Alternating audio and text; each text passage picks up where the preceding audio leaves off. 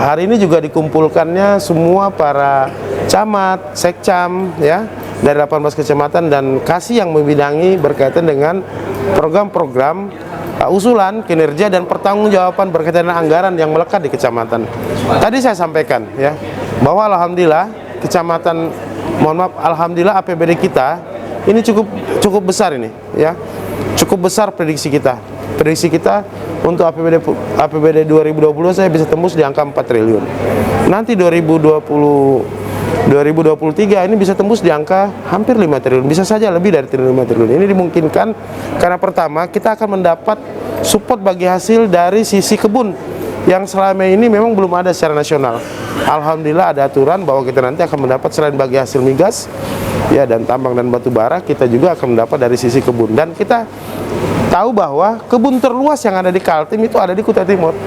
Artinya dari sisi logika kita pasti di atas rata-rata saudara-saudara kita kabupaten kota yang lain yang ada di Kalimantan Timur. Nah ini salah satu tadi saya sampaikan kepada peserta ya yang berkaitan dengan perencanaan administrasi kecamatan bahwa harus ke depan harus bisa membuat program yang lebih baik lagi. Pasti dengan meningkatnya PAD kita pasti secara garis lurus akan menambah program-program yang ada di kecamatan sampai ke tingkat desa. Itu secara logika ya kan, dari yang angka 2,8 tembus di angka 3, alhamdulillah tembus di angka 4, terus nanti kemungkinan di 2023 bisa tembus di angka 5, pasti akan membuat program lebih banyak lagi ya yang ada di kecamatan.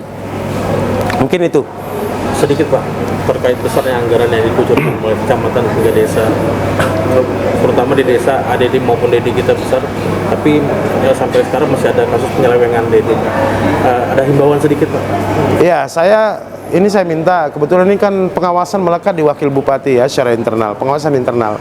Saya minta kepada kita semua para aparatur ya, penyelenggara kegiatan ya, baik dari SKPD, kepala dinas, kepala badan, kepala kantor, sampai para camat, terus sampai kepada saudara-saudara para kepala desa, bahkan nanti juga RT ya. RT itu nanti kan ada alokasi anggaran ya 50 juta per RT yang kita lekatkan atau kita taruh di semua desa.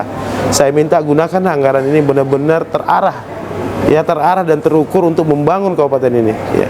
Karena nggak mungkin kalau anggaran itu hanya melekat di satu SKPD saja, sementara kita ini multidimensi harus kita bangun.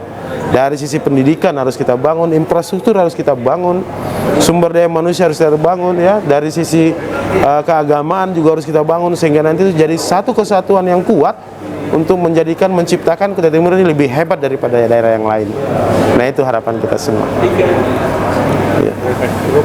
Oke, kasih ya.